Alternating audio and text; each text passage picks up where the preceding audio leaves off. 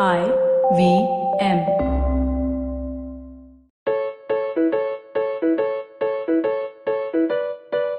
Hey, you're listening to Mr and Mrs Binge-watch, and on today's episode, Janice and I will be talking about women we love on TV.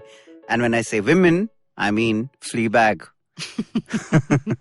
Janice, what do you have to say about that amazing second season of Fleabag? Okay, first of all, we have to all finally admit, not finally, we always knew it, but even more now, that Phoebe Waller-Bridge is a friggin' genius. Genius. She's queen. Genius. Queen, yes, genius. queen. Genius. Give her all the awards for writing, for acting, for whatever. But no, I mean, I loved Fleabag season 2. I mean, I enjoyed season 1, probably not as much as you, because I remember you going a little bit more gaga than I did at that time. But season 2, I cried, I laughed, I felt horny in bits, and then I cried again because that finale was just oof. Are we allowed to give spoilers on this episode, you guys? Nah, I mean, look, we're looking at our producers and asking this question. It's not a spoilery show, but yeah, I mean, I know what you want to talk about. I don't think we should exactly give out plot details. But I think what I really loved about Fleabag season 1 especially was that Bridge had this amazing talent to take up really, really dark issues and to make them seem funny. Right? I mean, black humor is an art. And season 1 had some of the best black humor I'd ever watched on a TV show. And I think it's very intrinsic to Phoebe Waller-Bridge's writing style. Correct. Whether you see that in Fleabag or whether you see it in a show like Killing Eve, which she adapted and sort of created and wrote the first season of, is that she manages to find humor in the darkest places possible and in the unlikeliest of places, which is what makes it really funny. But coming back to Fleabag season 1, I mean, you have this protagonist who is going through so much in life, right? She's lost her mother recently. She then lost her best friend. You know, her sister believes that she's having an affair with her husband. And her father is now in a relationship with a woman who dislikes her. So she's essentially facing and her cafe, which is the only source of income she has, is not doing too well. It's failing. So she is essentially going through a low at every phase in her life and in every part of her life, whether it's a family life, whether it's a professional life, whether it's finances. And to be able to take such a character and then to be able to, you know, sort of make it funny, I think requires real craft. You know, the thing for me about Phoebe Waller-Bridge is that she just takes all these observations, all these situations, and she gives it such a human spin. What I mean by that is, for example, there's been a lot of writing recently and she's been not accused, but there's been a lot of sort of talking about how she creates only powerful female characters and how her female characters are, you know, completely like they're rounded, they're well thought out, they have these kinks, they're modern, they're independent, they're strong-minded, they say what they think, they have great breakout moments in the scenes that they're in. But I feel like she's just able to, more than just, you know, creating powerful characters, she's also just able to sort of take situations and make sense of them. Like, let me give you an example, right? She takes, like, you know, things that would be so normal, like you could actually see those things happening in your own life and you're like, oh, I'm now seeing it in a show. I mean, she does the unpredictable. Yeah. And this is something, you know, you don't see it coming. Like, there are so many scenes of build-up of sexual tension between her and Andrew Scott. And then the actual time when they do get together, I mean, at least for me, I didn't see it coming. Andrew Scott, better known as Moriarty from the Professor Moriarty. Benedict Cumberbatch Sherlock series, and who plays this really interesting priest in season 2 of Fleabag. Guys, I mean, I'm majorly crushing on Andrew Scott right now. So am I. I can't even tell you those scenes between Phoebe Waller-Bridge and Andrew Scott in Fleabag season 2. Oof, I was just like, get into bed with him already. Bed a priest. And I'm Catholic, by the way, okay? I'm Catholic, so I'm sending this recording to your entire side of the family. Well, my family knows I'm agnostic, so I'm Catholic by birth, and I know what Janice, being a priest. It was a joke. I know what. Don't get defensive. No, what I mean to say is, I know what being a priest in the Catholic Church, as compared to maybe being a Protestant priest or being, you know, one of the other cult sort of that breakouts of the Catholic Church.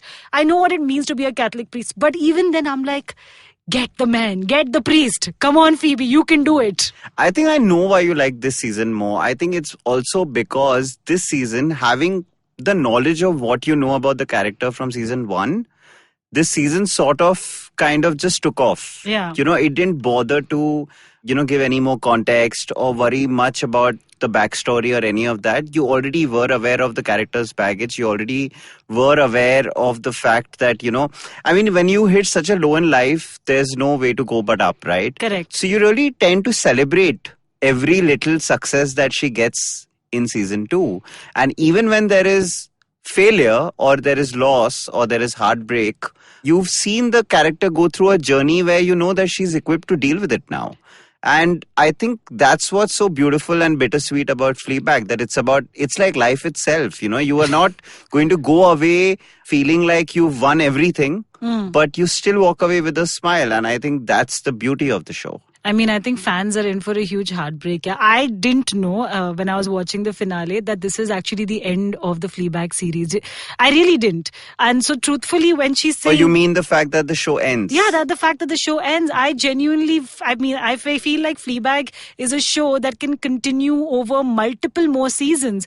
And of course, Phoebe spoken about why she felt like this was the perfect ending and everything. But genuinely, while watching the finale, and then after that to realize that, I'm not going to see these characters again, heartbreaking moment for me. No, but that's the beauty of British television in general.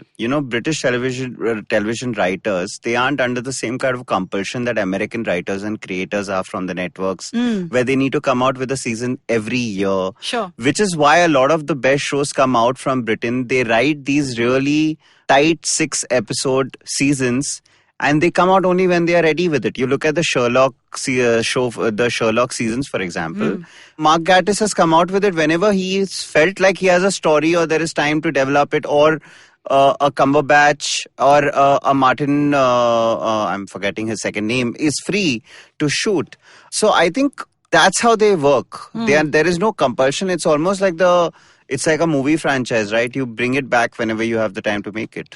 But, just coming back to Phoebe Waller-Bridge, since this is an episode about women on TV that we love, it's not just Fleabag, it's not just Killing Eve. She's also doing some phenomenal work now outside of this. She's, in fact, going to be only the second female writer to be credited on a Bond film. She's writing the dialogues for the next Bond film, which is going to be directed by Fukunaga and is tentatively titled Eclipse.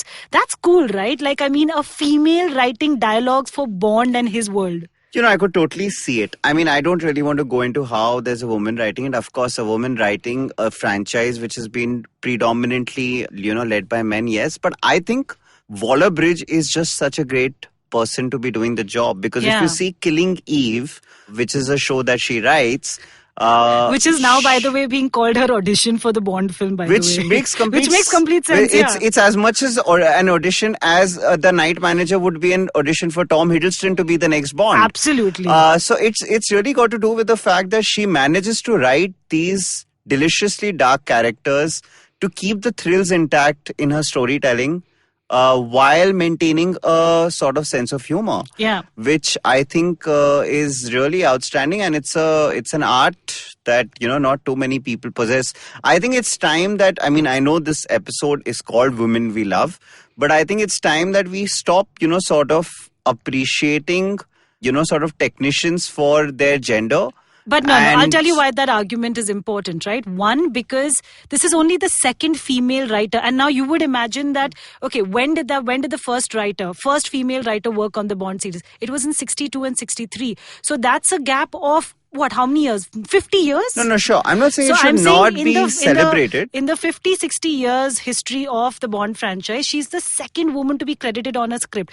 Secondly, the fact that you have someone like Phoebe Waller-Bridge, who now we know is capable of writing these wonderful female characters. You know that all the women in Eclipse will have a certain edge. And also that maybe Bond, okay, because anyway we've been talking about for years how Craig Daniel is different from the other Bonds, right? His mannerisms with the women are not as crass as possibly previous Bonds who were just about wham bam, thank you ma'am.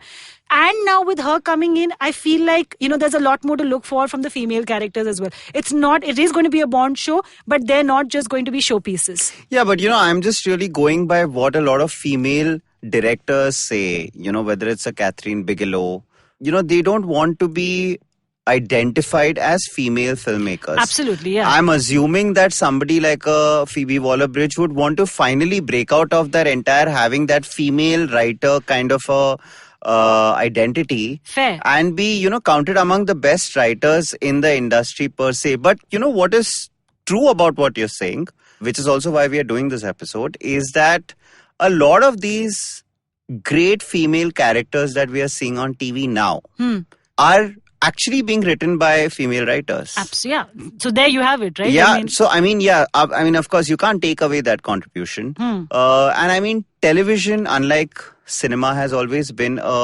traditionally a female-led, sort of a female actor-led industry, right? Yeah. In fact, back in the days when we had soaps and we were predominantly sort of serialized dramas, most of them used to be, female-led shows. But what has changed is that ever since this so-called TV revolution has happened, of course, it does seem like there are more male sort of dominant stories being told.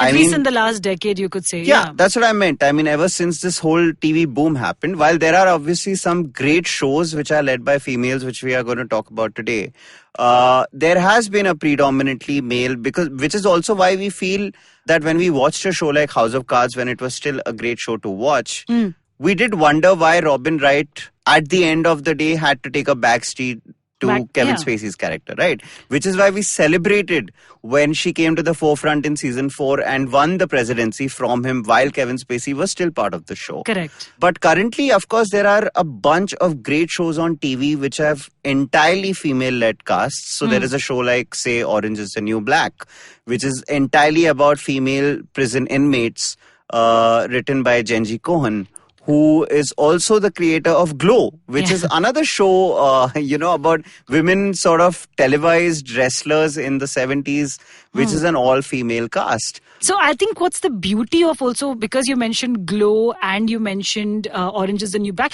maybe Glow is also about a phenomenon that happened in the US, but I'm talking about Orange is the New Black could have very easily been a show about men in prison. No, but there have been those. And that's why, so because we were talking about, how writers don't want to be known as gender neutral, want to be known as, female writers don't want to be, known as female writers, but they want to be gender neutral. Similarly, also the stories are now becoming gender neutral. That is true. So Orange is the New Black, like I said, could have There easily is no been... better example of that than Killing Eve. Yeah. To imagine a spy drama where you have a protagonist who's a spy and she's chasing down your antagonist, and both of them being villain is just nobody would have, it would have been unthinkable a few years ago. So just to sort of complete our earlier discussion about women and technicians and female characters and why we need to sort of look at the gender in focus is only purely because the more women writers you have, the more we will stop thinking about their gender. But a show like Killing Eve is really breaking the sort of... Because you're taking a genre which has predominantly been... It's almost like saying that there's a female bond. When that happens, so for example, Phoebe Waller-Bridge being the female writer is not as path-breaking as there being a female bond. And hopefully when that happens, that kind of a conversation would make more sense, right? Yeah. But essentially... there are these great shows being made today, great writers, great characters, some phenomenal actors playing them. And I think on the other side of the break, you and I will delve into some of our favorite women on TV. Yay! Hey everybody, welcome to another great week on the IVM Podcast Network. If you're not following us on social media, please make sure you do. We're IVM Podcast on Twitter, Facebook, and Instagram. We'd like to thank our sponsors for the month, Savari, Storytel, and Paytm Money. Thank you for your support. Also, guys, we're still hiring, and as I mentioned before, I think IVM Podcast is probably the best place to work in the world. So if you're interested in joining our team, we're looking for producers, content creators, audio engineers, developers. We're looking for business development people. We're looking for data scientists. We're looking for all kinds of roles. So if you're interested, send us an email to careers@indusvox.com and we shall get back to you, hopefully, and get you on board. We have a brand new show launching called The Origin of Things. It's hosted by one of the co-hosts of Simplified, Deepak Gopalkrishnan, better known as Chuck. On this show, he'll be focusing on the origin of famous brands. Chuck will drop fascinating hits throughout the episode, but the brand is revealed only at the very end. Will you be able to guess the brand before the reveal? Find out by tuning into the first episode launching on Wednesday, 19th of June. And Keeping It Queer is back for Season 3. The new season has more of everything from stories to debates to discussions. The show also has 2 hosts now, Naveen Narona and Farhad Karkaria. Tune into the first episode of their reunion. On The Seen and the Unseen, economist Ajay Shah returns to talk to Amit Verma on episode 125. This time around, they do a deep discussion about the world of finance. On Advertising is Dead, Varun is joined by Shivram Parmeshwaran, Senior Marketing Manager at LinkedIn, to talk about the brand and agency ecosystem in India. On What a Player, Siddharth, Akash and Mikhail are discussing the ongoing ICC Cricket World Cup 2019 and how most of the matches are washed out this season because of the rain. On States of Anarchy, urbanist Yang Sungi joins Hamsini Hariharan to talk about how the City of Soul has evolved and what lessons it bears for cities in developing countries. Rock Tales is celebrating 100 episodes of storytelling with Anand Sivakumaran. He's set to charm you again with his new kind of storytelling on this special episode. On The Habit Coach, Ashton talks about mind mapping and how it can dramatically boost creativity. He also discusses the most important tool you can have in your productivity arsenal. This week on Mr and Mrs Binge-watch, Aniruddha and Janice talk about the women they love in the world of television. And with that, let's continue with your show. Welcome back. You're still listening to Mr and Mrs Binge-watch, and Aniruddha and I are still talking about women we love on TV. So the next leading lady we want to talk about is Rachel Brosnahan, who's of course more popularly known as the Marvelous Mrs Maisel, a series that's out. It's an Amazon Prime original. 2 seasons of the show have been out. You know, Brosnahan has also won the Golden Globe. She's won the Emmy for her role as the Marvelous Mrs Maisel. She's called Midge on the series, and the series is essentially about Midge, who suddenly discovers in the first season, within the first few episodes, on a drunken night, that she has a real feel for stand-up. And before you know it, over the next 2 seasons, she's going on to become this sensation. But what's also happening is that her domestic life and her family life is falling apart courtesy her stand-up career. Rachel Brosnahan is this actor who we've probably seen her on lots of small roles, in many, many shows that we love, including House of Cards, Orange is the New Black, my last Grey's Anatomy.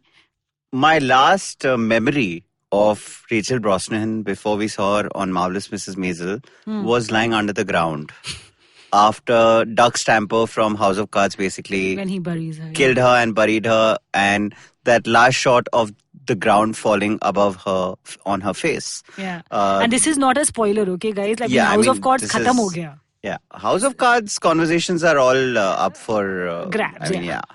But dude, look, I love Rachel Brosnahan. Like, really, Janice, I love her. Right? She is just she has the most amazing screen presence. She has this luminous personality.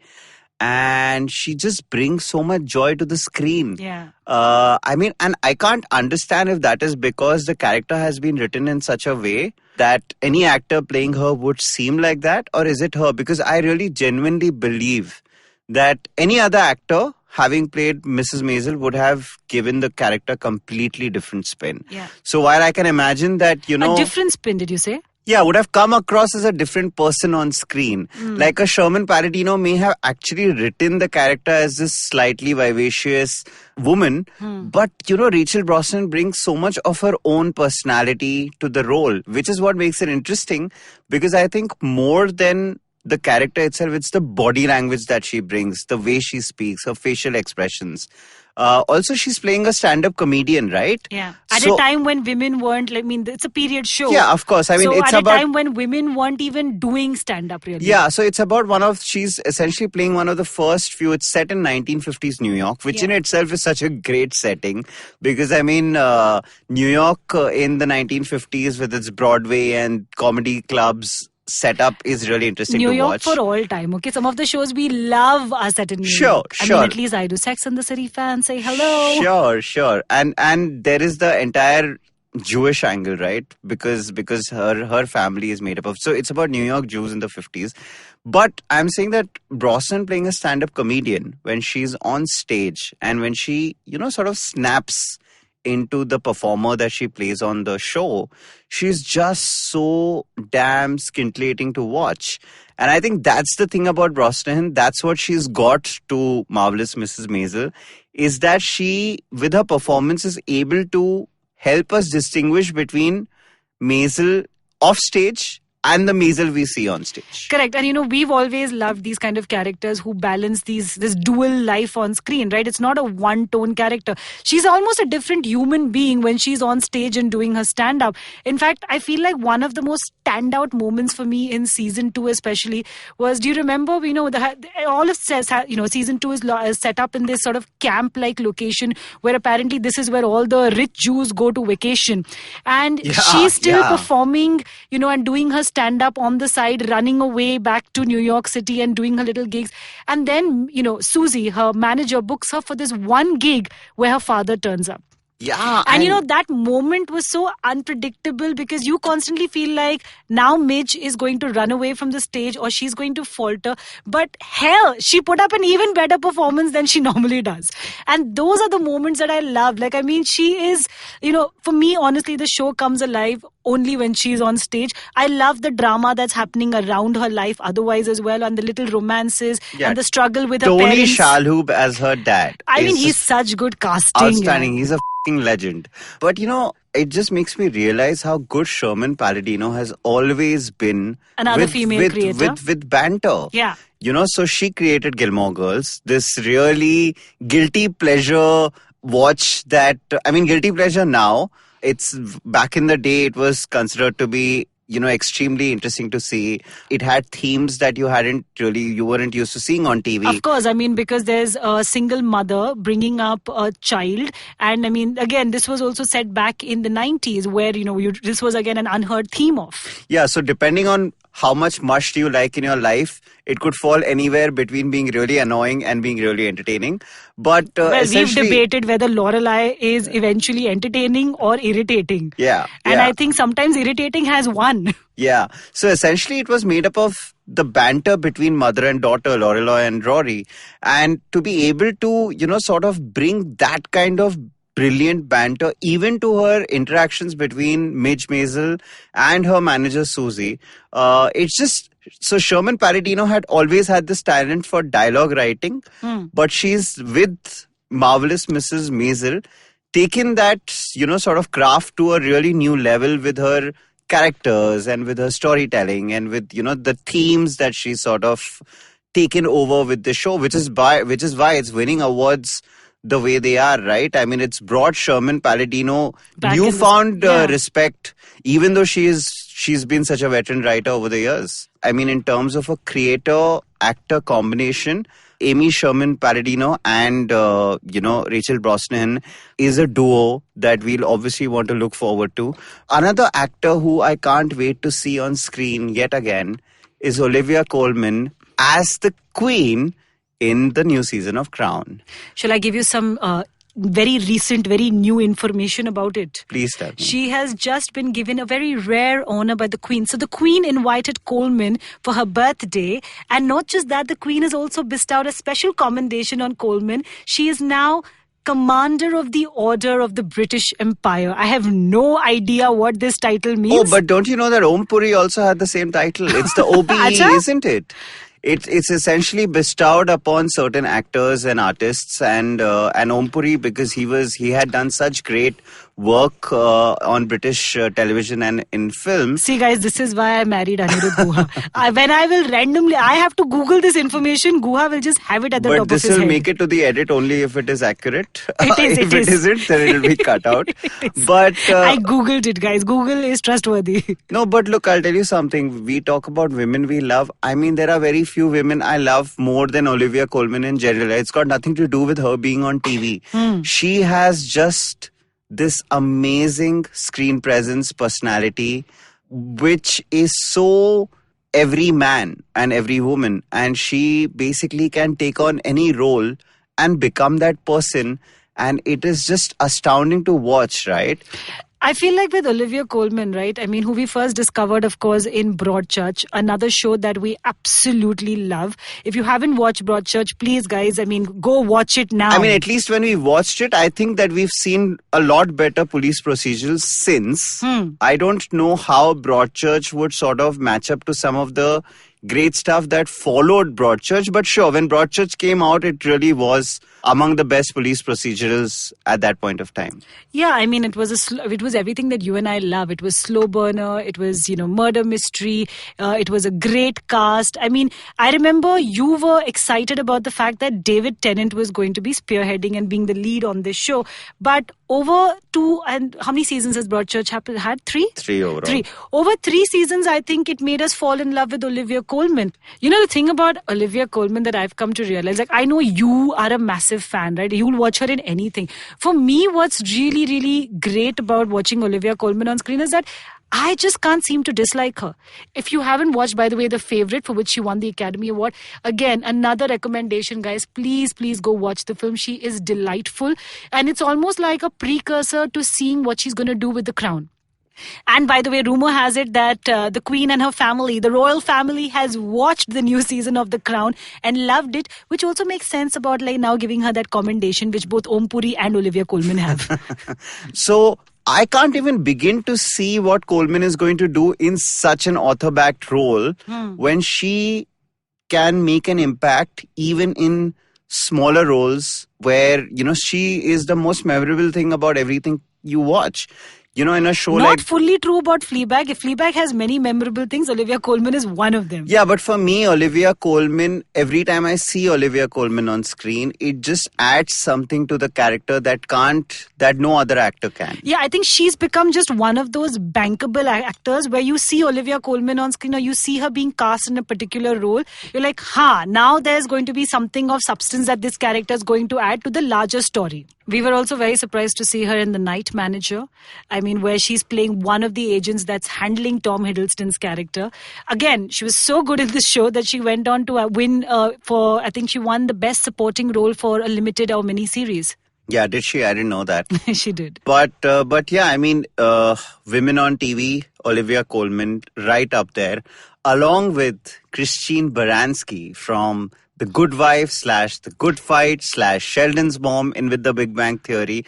I mean, how great is Christine Baranski, Janice? So I just realized one thing, right? Like Aniruddha has this big smile on his face as he's introducing Christine Baranski. The same smile that he had while introducing Olivia I love Colman. all the women we are talking about today. Yeah, so I feel like this is a list of, this episode needs to be renamed as the women on TV that Aniruddha Guha loves.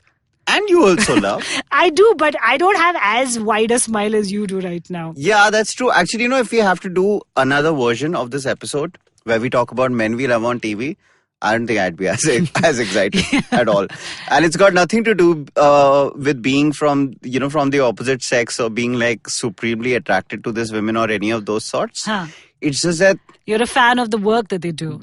They are amazing. I mean, Christine Baranski's laughter is something I wait for in every episode of The Good Fight because that laugh says more about a given situation than reams and reams of dialogues can. That's the level of actor she is. So we discovered Christine Baranski, of course, in The Good Wife, a show we've spoken about. I have seen Christine Baranski all my life. Christine Baranski is like Boman Irani. She would turn up in every film. Chote roles from the 90s. Yeah, she was like, I think she was a pretty familiar face, right? Okay, but for me, the way I discovered her was at first I discovered her on The Good Wife as Diane Lockhart, where over multiple seasons again, I mean, given the kind of actor that she is, they kept increasing her role to a point where when the show ended, they gave her, she's the lead on the spin-off, The Good Fight.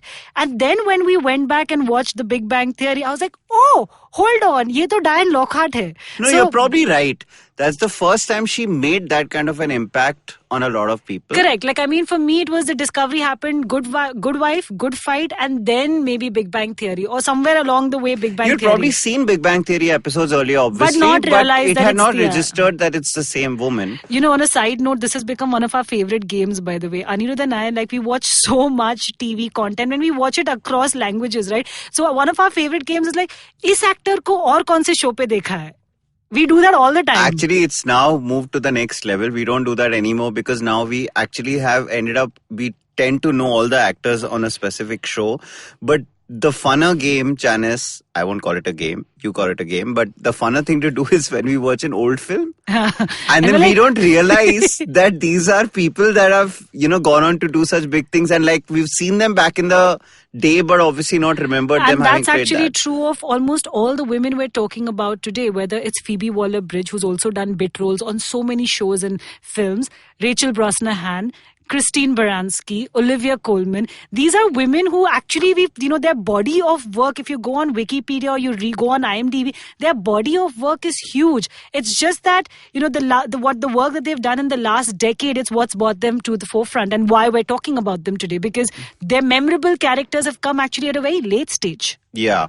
So, I mean, just delving a little deeper into Christine Baranski's filmography, she is currently headlining the cast of The Good Fight, which, like you said, was a spin-off of The Good Wife, on which she actually played a supporting character, but she played an extremely important character. In fact, you can't imagine Alicia Florrick, the protagonist of Good Wife's journey, without the sort of involvement of Diane Lockhart, the character that Baranski plays on the show. Correct. And Robert and Michelle King, the creators of The Good Wife, essentially, sort of called it quits on the show when it was pretty much still at the top of its game. I mean, and in fact, The Good Fight more than ever proves the fact that if they wanted, they could have pretty much spun off more seasons of The Good Wife, and we would have probably felt that it's beyond its prime, but it would have still been pretty watchable. Correct, because The Good Fight still throws up very, very interesting cases. I mean, they're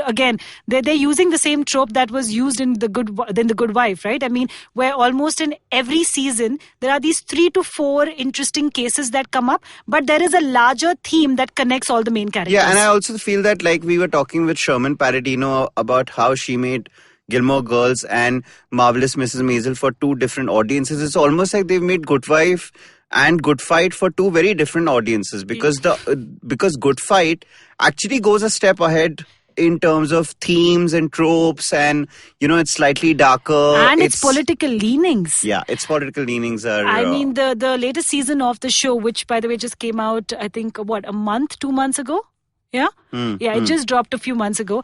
And I mean, they are bold, they are brazen, they are absolutely, they are not mincing words when it comes to their dislike of the Trump administration. Yeah. And they're doing it all through Christine Baranski's character. Correct. Because she is the loudest sort of champion who's going out there and talking about what the Trump administration is doing to the media, what the Trump administration is doing to gun laws, what they're getting wrong in almost every aspect of government. You know what's interesting, Janice, I remember this and it just came to me, is that we watched the new season of The Good Fight in the week of May 16th when the new government came into power. And I remember... In India. And I remember watching the show and feeling the catharsis, because essentially it was reflecting, politics in the US. The show. And I feel like we are all Christine Baranskis, or at least you, me, and a few of the people that we know around us, who are essentially people who are, sort of liberal thinking and are completely sort of, how do I put it, just frustrated and aghast with everything that seemed highly unlikely is now the truth around us. Things that we would talk about as worst case scenarios are things we see around us now. Correct. And I think what the Kings do through The Good Fight is that they are able to give voice to all those thoughts and feelings that they must be having, all the frustration, all the, like how we say that fact is stranger than fiction. Yeah. All those strange happenings that are taking place in the American political system, they find a way to voice that through Christine Baranski's character in The Good Fight. And of course, we Indians are relating to it because so much of what they're showing us through the story is actually happening in India right now as well, right? So when we talk about fake IT cells, we talk about fake news. Right. One of the funniest episodes I remember in Good Fight, funniest scenes rather, is when Christine Baranski and the group of women that she's working with, when they discovered that there is actually a major IT cell which is housed in what looks like a financial building. So it's not, when you think of fake IT body cells, you think, some remote area. They've been kept in some, very small, unknown area.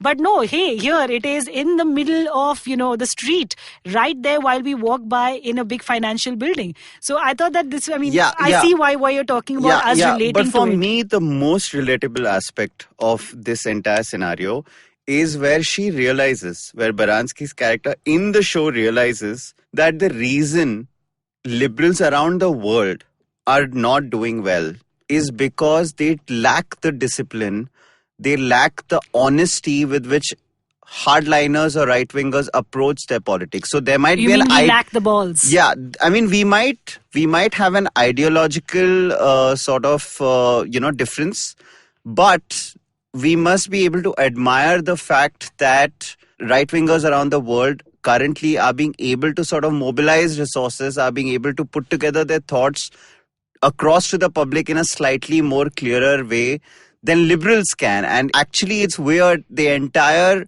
arc of a character in season 4 is her being completely despondent with other liberals around her because she realized that they just don't work together in a way that they can achieve any kind of success. One of the other things I love about Christine Baranski's character in The Good Fight is that, we knew that there were glimpses of her, through many seasons of The Good Wife. She's a Democrat, and she sort of initially starts out as this person who is against everything that the gun laws represent, right? But through the end of The Good Fight, The Good Wife, and then in The Good Fight, we see her sort of wielding the gun and being, her scenes in the gun range in The Good Wife and then The Good Fight are amazing. But in the later season, what they've done is they've taken her hobby one step further. She's now not just a gun-toting powerhouse. She also wields the axe. Yeah. I was like, I want to try that. I want to do that. Yeah, I want to try that. I want to go to a sort of, it's almost like, so how there are gun ranges where you can go and practice, sort of rifle shooting and stuff like that. Christine Baranski develops this hobby of going to a range where essentially she throws axes at targets. And that looks like... the first time they showed it, they're like, what? Is she really throwing axes now? Matlab, itna rage bhara hai andar. But by the end of it, we were fascinated. It's meant to be metaphorical in that sense, that it's almost like that's everything she's feeling. She's going out there and... She started with martial arts, then went on to guns, and now she's wielding axes. Yeah. Hell yeah. What next? Are we going to see like Christine Baranski do like some action role next? Christine Baranski can do anything as long as that laugh is intact. Guys... I am literally telling you, do this exercise. Go to YouTube, type in Diane Lockhart laughter. There are videos, watch them. We are talking about women we love, and we have one final woman to talk about on the other side of this break. Think fast. If I tell you I'm Parsi, what's the first thing that comes to mind? Dhansak. I don't blame you. My name is Perzan Patel. You may know me as the Bhavi Bride. Though I run a popular Parsi food blog, the truth is I didn't know anything about Parsi food until I got married. It was just my luck. He turned out to be your typical sadra lega wearing, kawab khari eating Parsi boy. And the only thing I knew was dhansak, or rather, how to eat it. But there's more to Parsi food than dhansak. And there is more to us than our obsession with eggs and our legendary Rani cafes. Welcome to Not Just Dhansak, a fresh new show where I talk to friends, fellow Babas and Parsi entrepreneurs about all things Bhonu. A little bit of history, a dash of Baba madness, and a lot of food talk. There's more to Parsis than meets the eye, and there's certainly more to us than Dhansak. Join me every Tuesday as I talk to some of my favorite Parsis in the food space in India and beyond.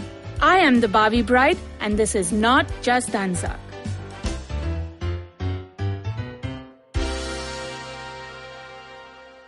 Welcome back. You're still listening to Mr and Mrs Binge-watch, and Aniruddha and I are still talking about women we love on TV.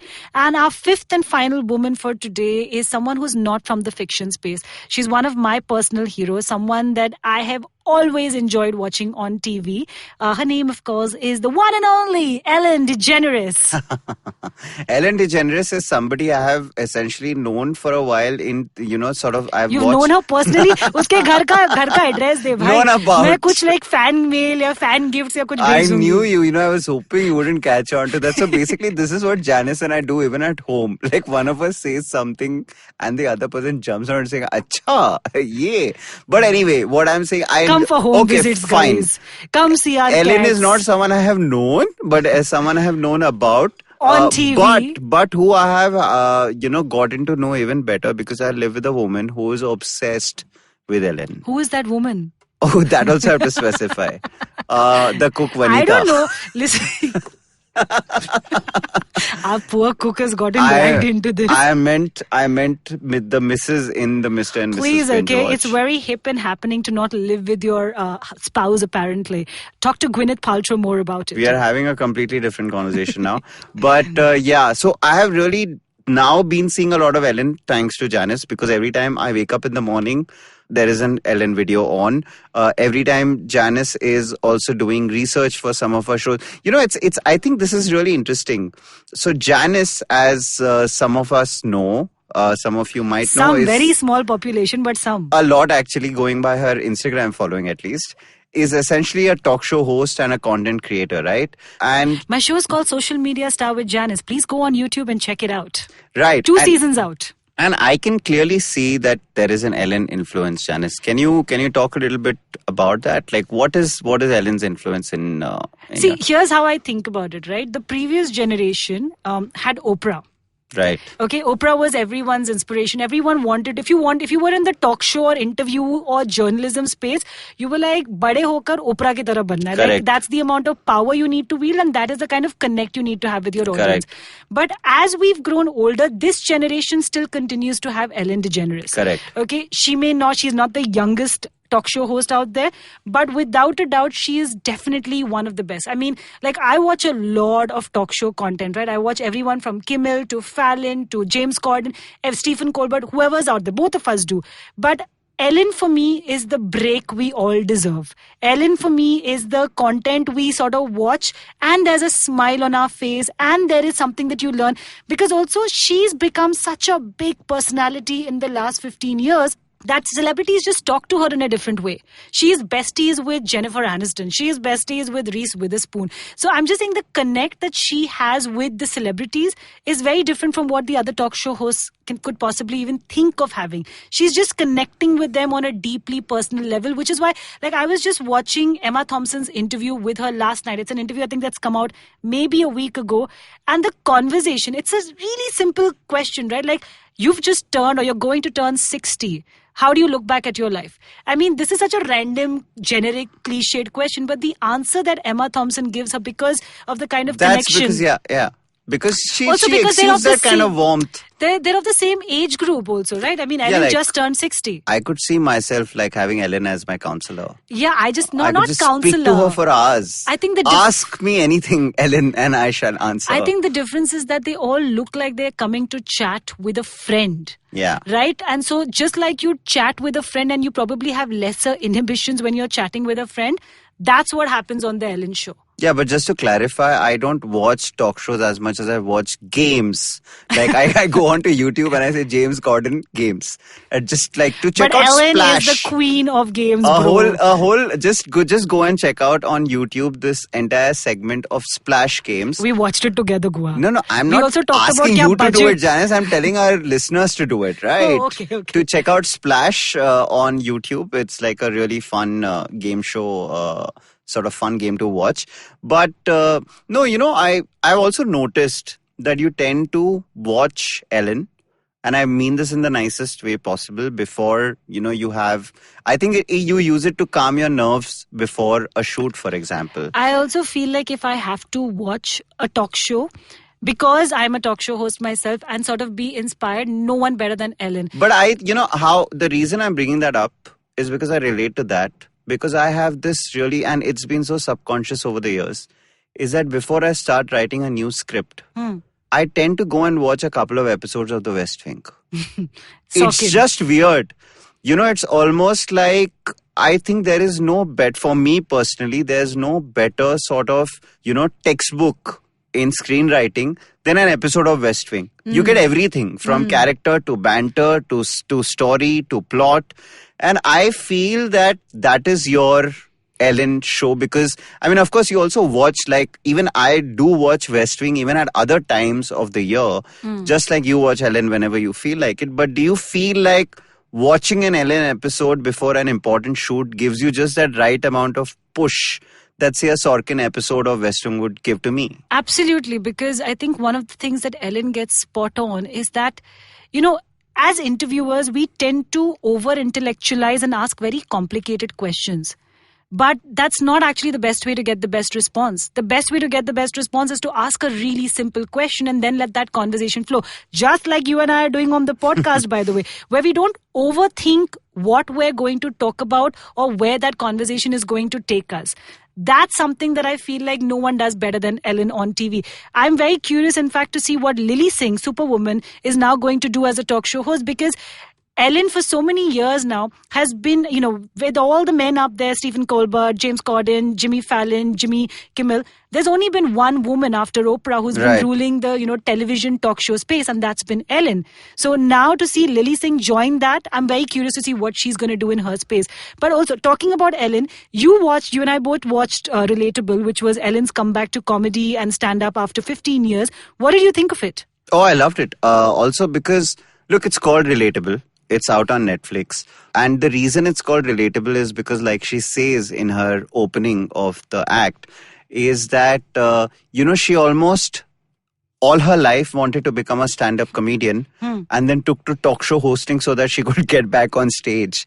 And now it's taken her 15 years to get back on stage, but she's the opposite of the person she used to be when she was... It was almost like she took to talk show hosting to become a comedian, but now she has become a talk show host of such epic proportions that her stand-up career has dwarfed in comparison, right? Correct, yeah. And she basically draws analogies between her being this super rich talk show host and whether it's relatable to some of the things that we do in our day-to-day lives. And it's great fun for an hour to watch.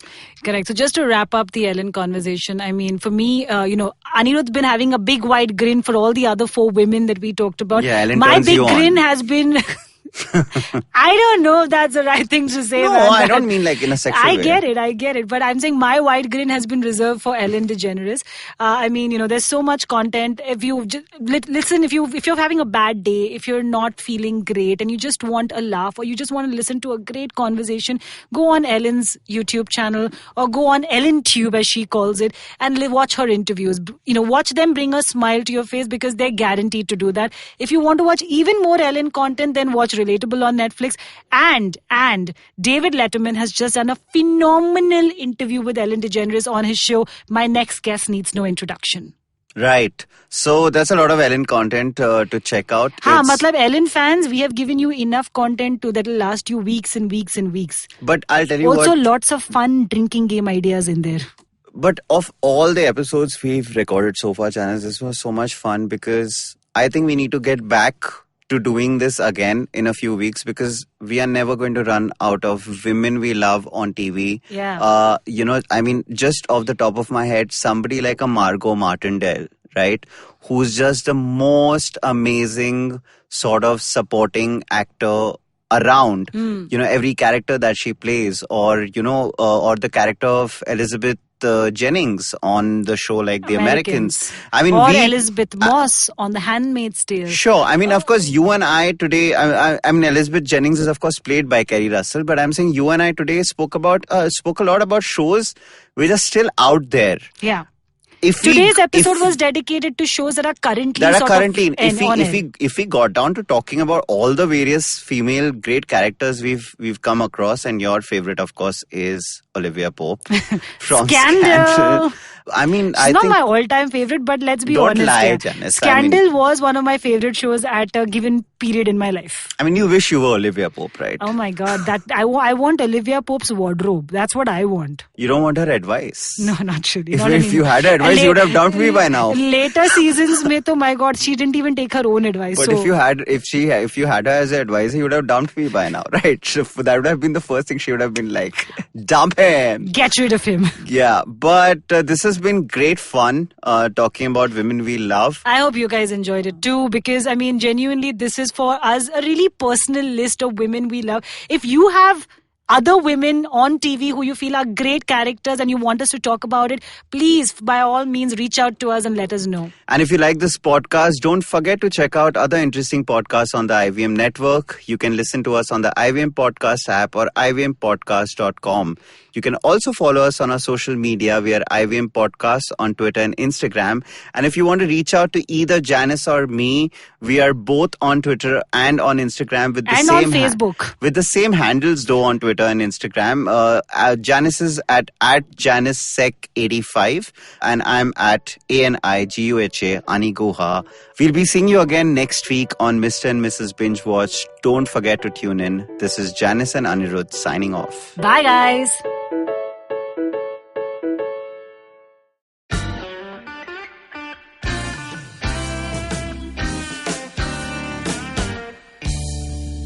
Filter coffee is a fascinating beverage. You need to pick the right beans, blend them in the right proportion, roast them to perfection, and slow brew at the right temperature to get the perfect cup. Which is exactly like great conversations as well. You need to track down the most interesting minds, get them into their zone, and settle down for an unhurried, unscripted chat. And coffee for me is always, always, always best enjoyed with friends. I'm Karthik Nagarajan, and do share my table as I meet some of the most interesting people I know and sit them down for a strong cup of coffee and an even stronger conversation. Join me every Wednesday for a freshly brewed episode. This is not frappe. This is the Filter Coffee Podcast.